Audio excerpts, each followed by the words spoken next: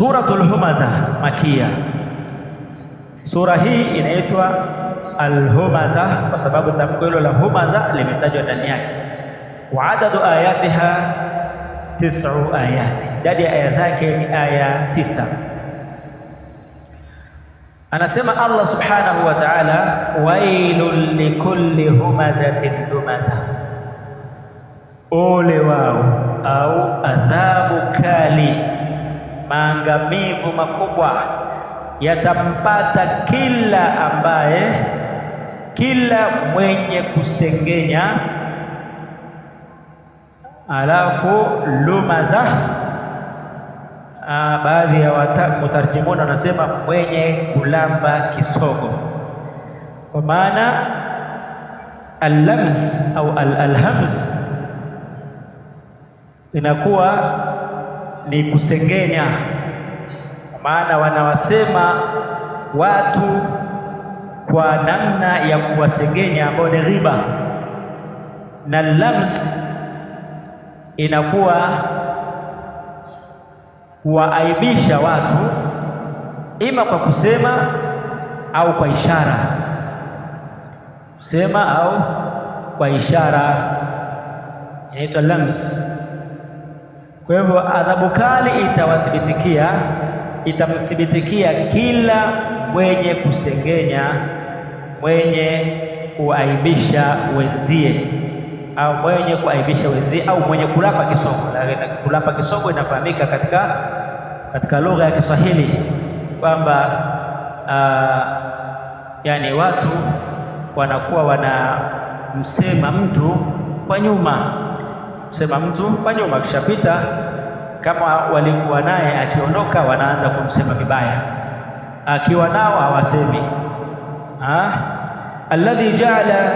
Alladhi jamaa malahu wa addada, mtu ambaye ameikusanya mali na akaihesabu.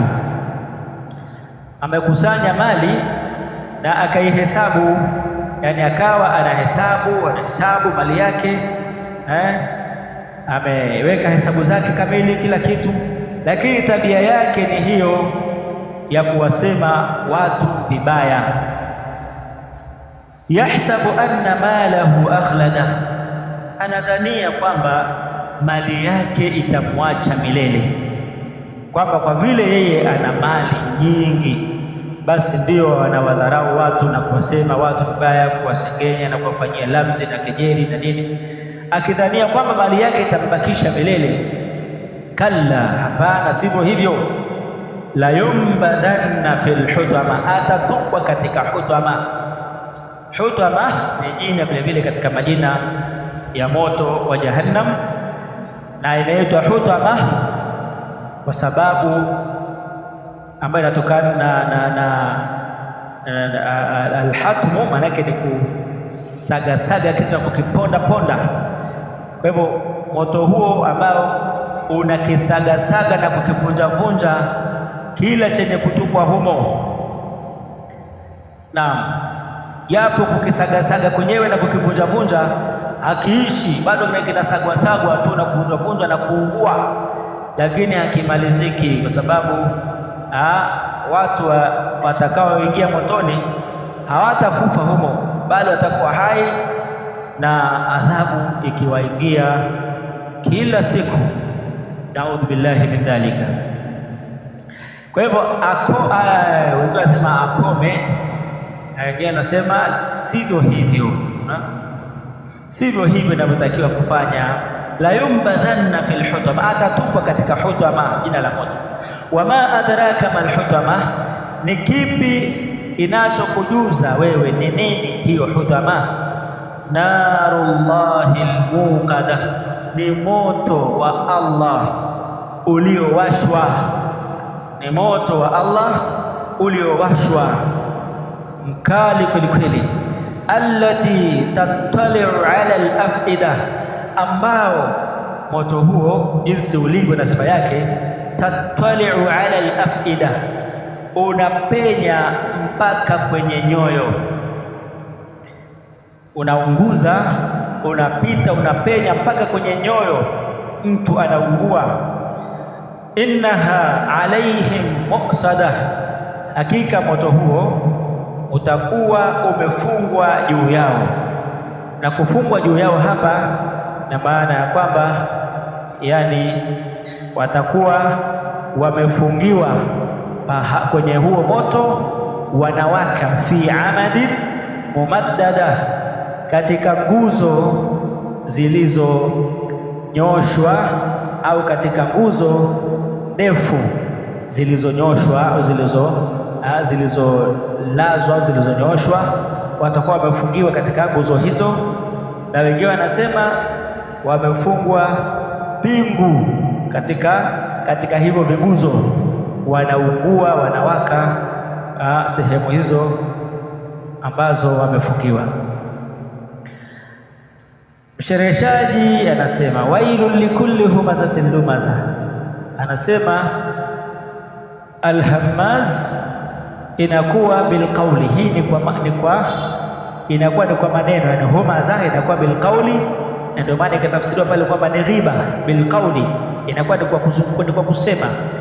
Wallamaz au lams inakuwa bilfi'li, ni kwa kitendo, yani yushiru birasihi au biainihi au bishafataihi, huashiria kwa kichwa chake, kama vile mtu akipita wenyewe, watu wamekaa pahala, alafu mtu akipita, alafu mtu anaashiria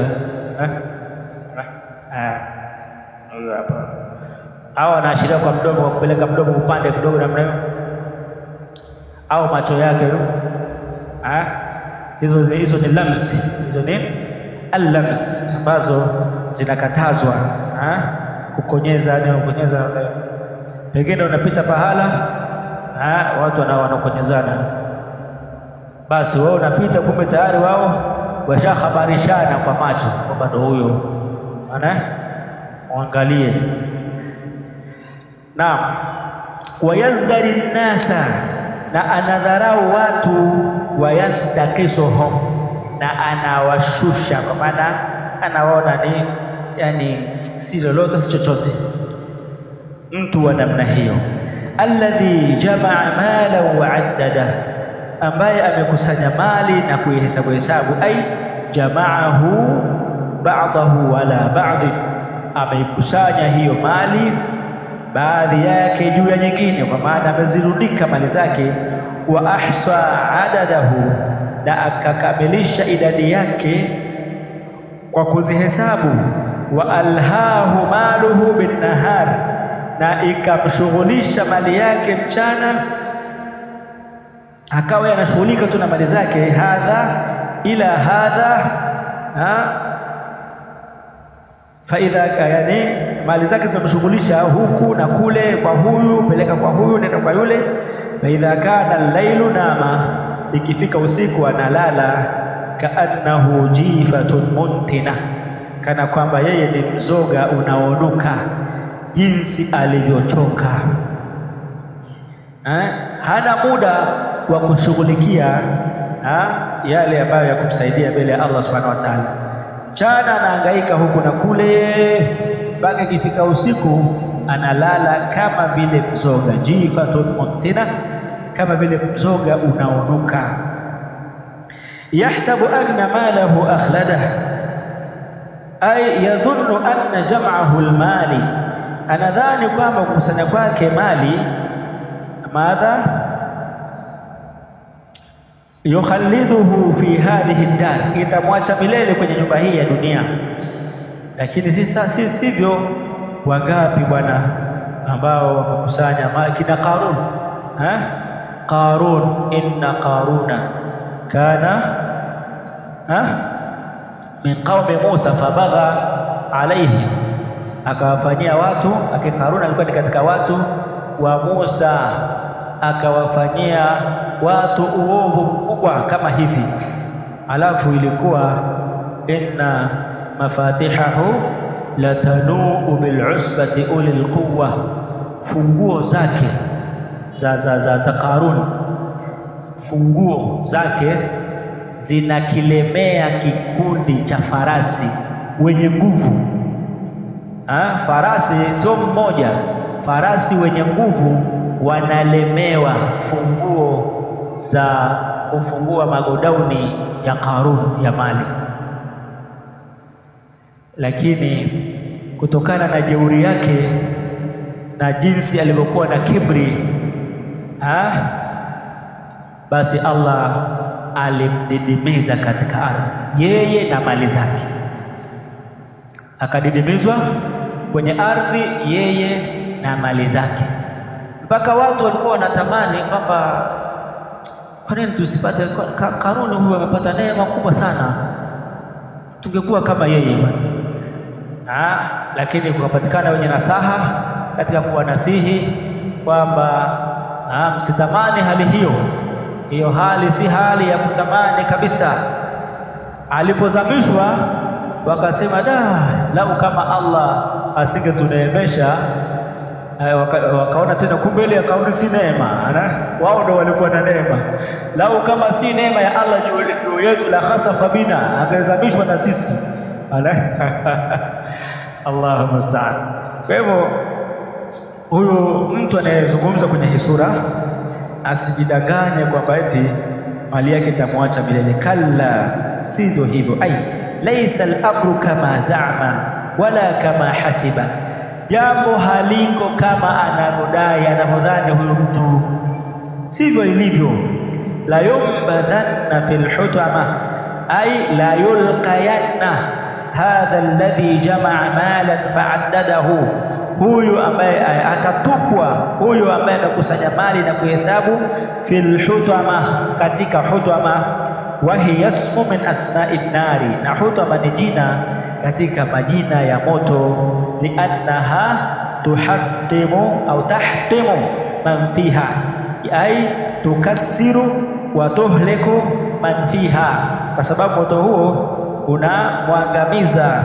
Au taduku wa tukassir man fiha, utakuwa unawagonga na kuwavunja vunja walioko ndani yake, ukaitwa hutama.